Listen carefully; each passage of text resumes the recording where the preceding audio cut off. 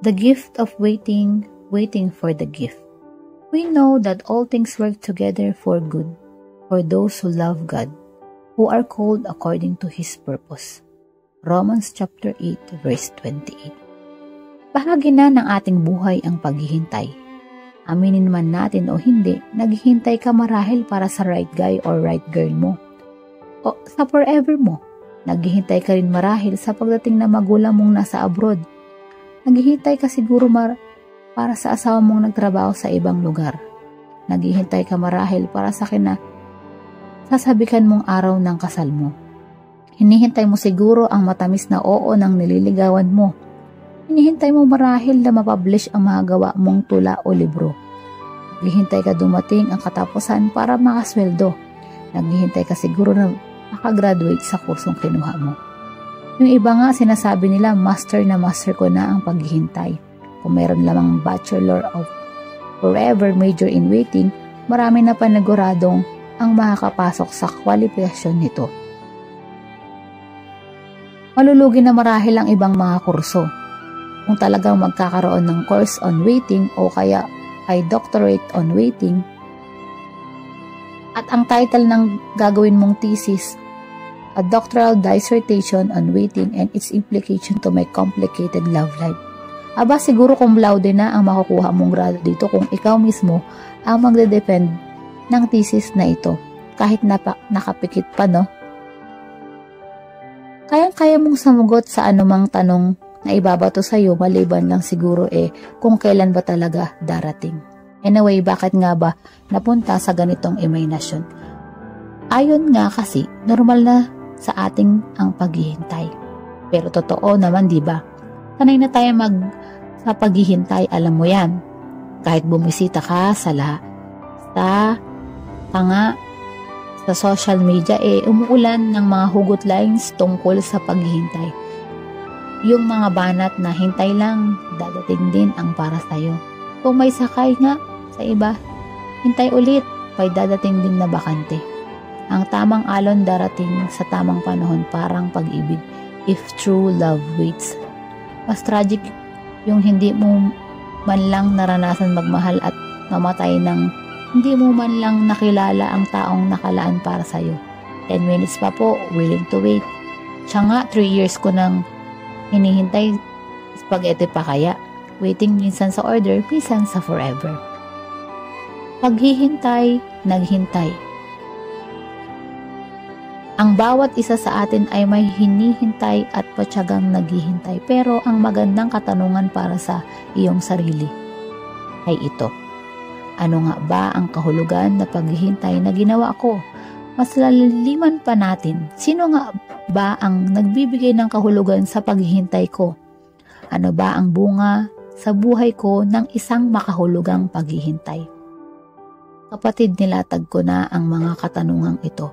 Dahil sa pagninilay na ito, nais kong magbigay ng ilang puntos hinggil sa kahulugan ng isang makahulugan at makabuluhang paghihintay. Isang paghihintay na maituturing na isang regalo, isang biyaya at may saysay. Indeed, a worth the wait, waiting experience. Ready ka na ba sa paghihintay muli? Ang gusto kong mong sabihin handa ka na bang tanggapin ang mga regalo o gifts of waiting? Gift number 1. Encounter the giver. In our waiting, we encounter Jesus. Dapat malinaw ito sa iyo. Sa paghihintay mo, nakakatagpo mo dapat si Lord. Bakit? Sapagkat siya naman ang talagang dapat ang hinihintay mo. Medyo magulo ba? Sige, ipapaliwanag ko ang panang kaunti. Simulan ko sa isang analohiya. Halimbawa, nakangako sa iyo ang tatay mong nasa ibang bansa na uuwian ka niya ng isang mamahaling gadget o kaya naman ay cellphone. Kaso ilang araw bago siya makauwi, nagkaroon siya ng problema at naipambayad niya ang mga dapat sanang ipambibili ng regalo para sa iyo.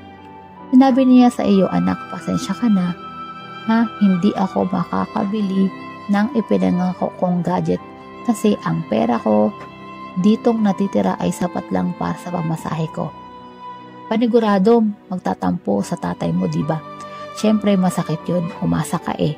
Pero alam ko na kung talagang mahal mo ang tatay mo, darating yung time na unti-unting maunawaan mo na siya at sasabihin, okay lang po papa, basta ang mahalaga makauwi kang buhay at ligtas.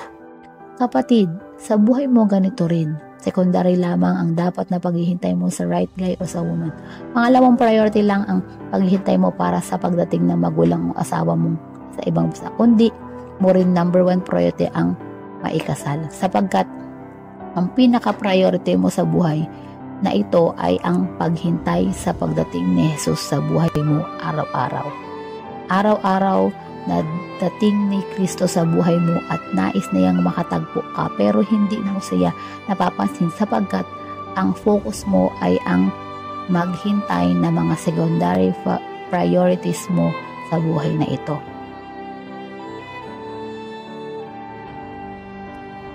Tandaan mo ito, hindi secondary si Lord sa listahan ng mga hinihintay mo kasi siya dapat ang priority sa paghihintay mo. Bakit?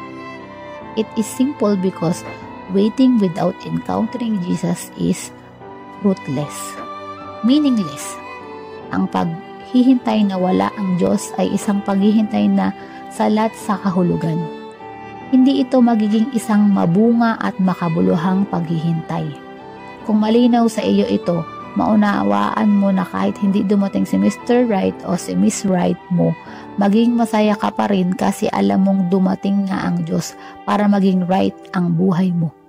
Maaari nang inihahanda ng Diyos ang best guy or best woman para sa iyo, patterned after His own heart. Pero yung ay reflection lamang ng first love mo na unang nagmahal sa iyo at patuloy na nagmamahal sa iyo.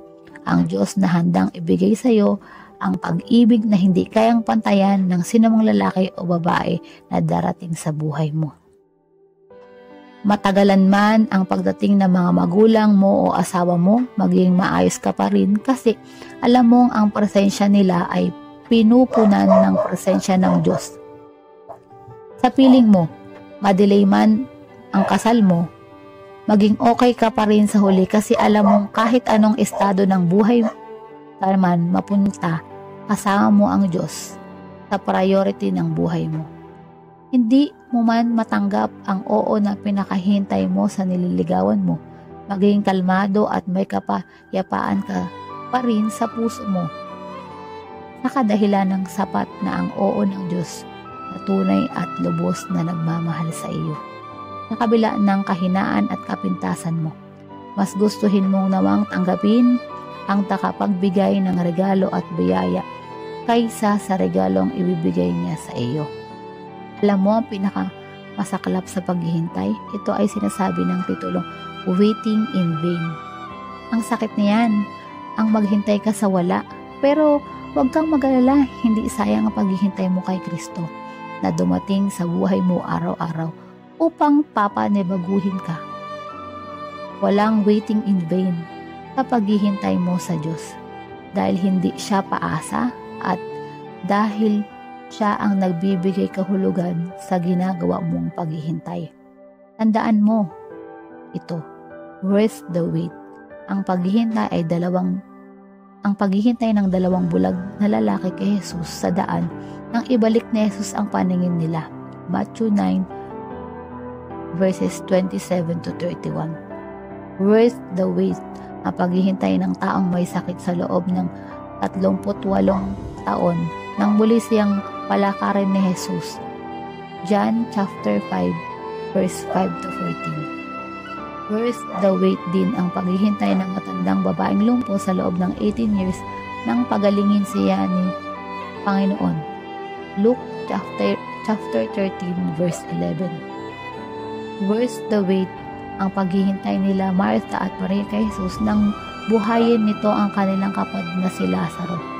John chapter 11 1 to 44. At ginalingan din ang timing ng paghihintay ng magnanakaw na nakapakong kasama ni Jesus nang matamo niya ang kaligtasang ipinangako ni Lord sa kanya. Today, you will be with me in paradise.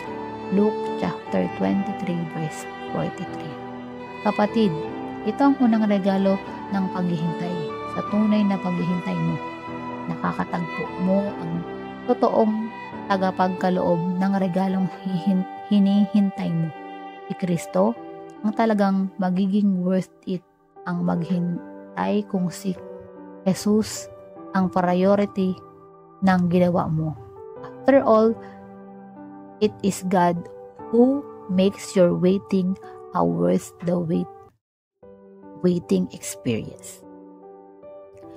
Gift number 2. Receiving the best gift. Waiting teaches us to wait for the best gift from the giver. May mga bagay na hindi agad dumadating sa buhay natin kasi ang gusto ng Diyos ay tanggapin natin ang the best na regalo mula sa Kanya. Ayon niya naman, syempre nabigyan tayo ng basta-basta lang na regalo, ng bubot o ng hilaw pa, di ba? Kaya naman inihahanda niya ang the best para sa atin. Inihanda niya ang the best na babae o lalaki para sa iyo. Inihahanda niya ang the best na pagtatagpo mo at ng mga magulang mo. Inihahanda niya ang the best na timing para sa plano mo sa buhay.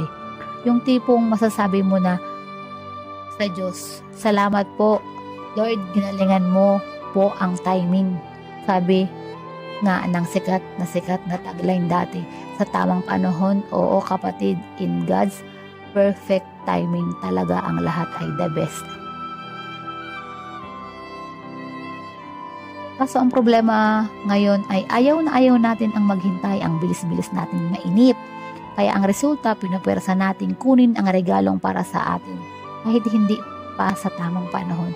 Kahit hindi pa the best ang matatanggap natin, pinipitas na natin. Okay na yan, inip ka na kaya ako, overdue na ako, o ano ba, lahat na ng klase ko nag-asawa na, o ako wala pa rin, lagpas na ako sa kalendaryo ng edad ko. Kahit hindi the best, okay na yan. Pero kapatid, wag mo nawang kalimutan na ang isang regalo, hindi binabraso, hindi pinupwersa, dahil kusang loob itong ibinibigay. Iba-iba rin kasi ang perfect timing ng best gift ni God para sa bawat isa sa atin. Naniniwala rin kasi ako na kung yung taong iyon ay the best gift ng Diyos para sa iyo, ay magiging maayos ang pagsasama ninyo basta si Lord ang nasa sentro ninyo.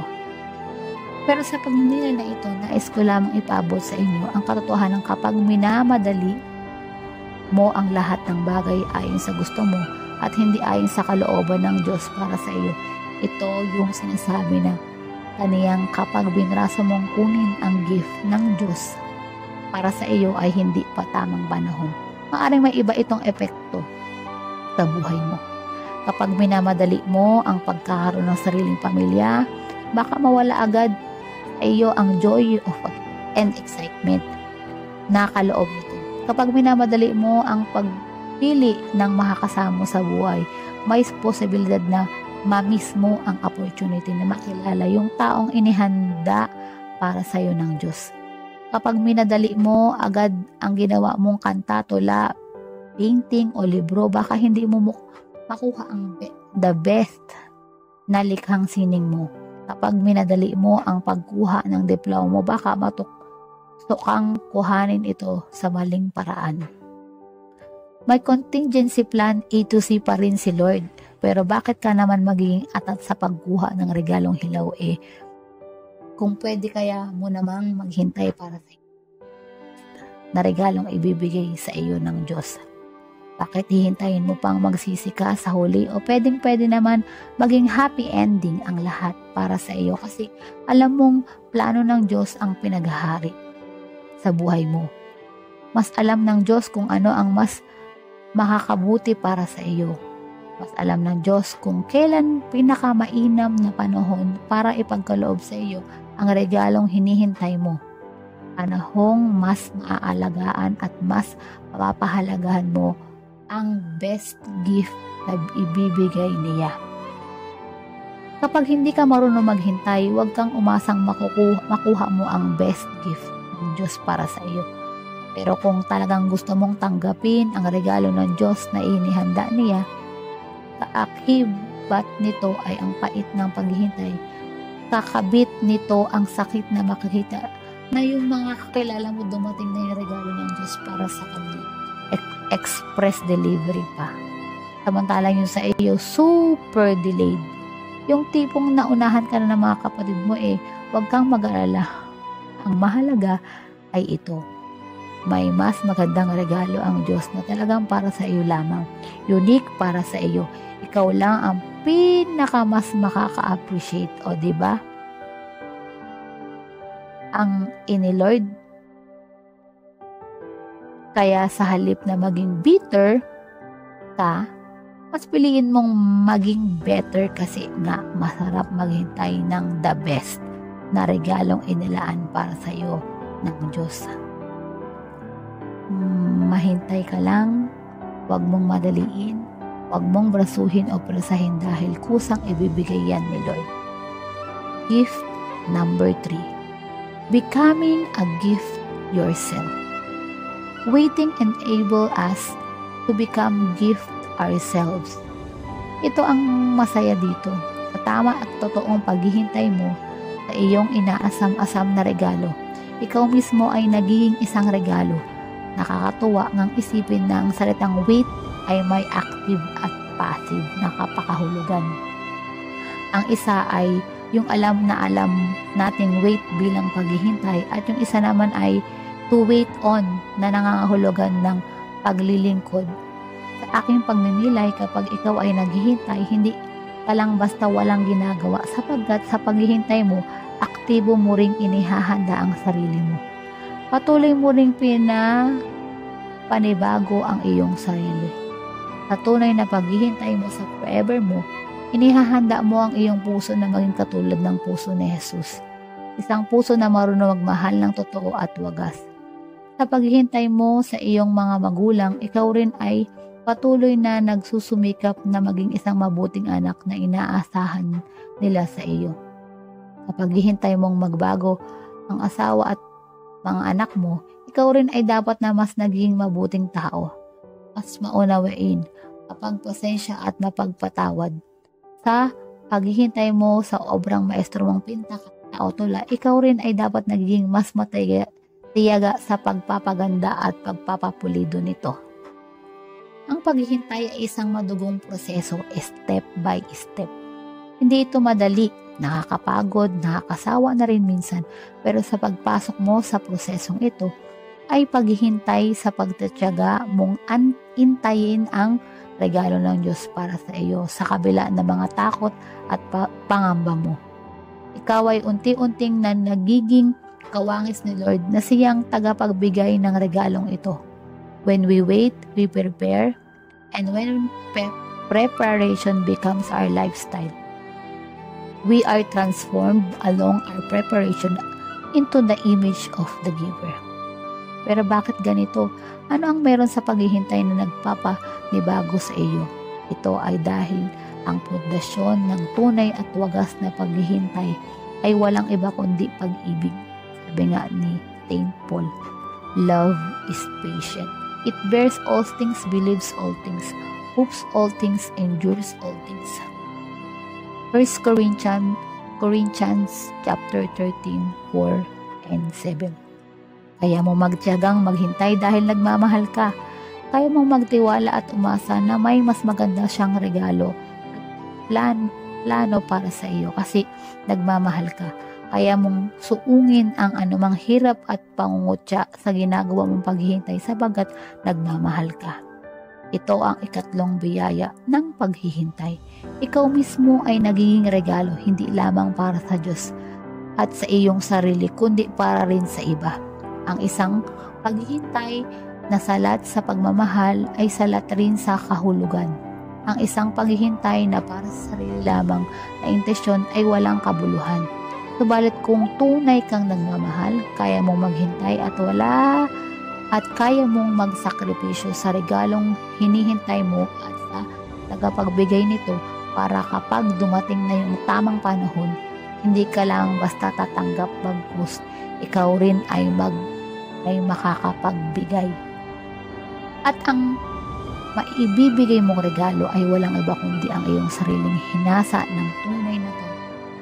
Isang paghihintay na punong-puno ng pag-ibig. O diba ang saya? Kaya hindi ka lugi kasi ang tagal mo nang hinaghintay. Hindi ka lugi kasi nagmamahal ka. Hindi ka lugi kasi sa paghihintay mo ng may pagmamahal, ikaw mismo ay nagiging isang kaaya-ayang regalo para sa tao o sa mabuting bagay na hinihintay mo. Kung gayon, habang naghihintay ka, samahan mo ng panalangin. Huwag ka nawang magsawang magdasal habang naghihintay ka kasi sa panalangin mo, natututo ka na ng napakaraming bagay tungkol sa paghihintay. Mas magiging presensyoso ka dahil mas nagiging malinaw sa iyo na ang anumang magaganda at mabubuting bagay ay hindi minamadali. Mas magiging mapagtiwala ka sa naisin ng Diyos para sa iyo kasi nakikita mo ang katotohanan ng laging tapat ang Diyos sa kanyang mga pangako kasi hindi siya paasa. Prayer teaches us to wait for God to speak His words of love to us. In so doing, we learn to be patient in our waiting and to trust, to hope in God and in His gift for us. Bukod pa rito sa panalangin mo habang naghihintay ka, mas matutunan mo na kahulugan ng salitang respeto sa kaibahan ng otherness ng Diyos. Hindi mo kailangan pilitin ang Diyos upang ibigay ang best gift niya para sa iyo dahil kusa niya itong ibibigay kung kailan niya ibig, kung saan niya ibig, at kung paanong paraan niya ito ibig. At panghuli, mas maunawaan mo na hindi naman pala natatapos ang lahat kapag natanggap mo na ang gift mo. Kasi dapat ang paghihintay ay magiging bahagi na ang buhay mo laging may joy and excitement hanggang sa maging regalo ka na rin para sa iba, hanggang sa sumapit na ang kaganapan at sarurok ng lahat ng ginagawa mong paghihintay. Ang mapasa piling ng Diyos na nagmamahal sa iyo. Nagmamahal kaya naghihintay? Nagdasal habang naghihintay? Naghintay kaya nakatagpo niya si Jesus? Nakapaghintay kaya the best ang regalong tinanggap niya? Hindi nagsawang maghintay kaya naging regalo rin siya. Pangalan ni Jesus.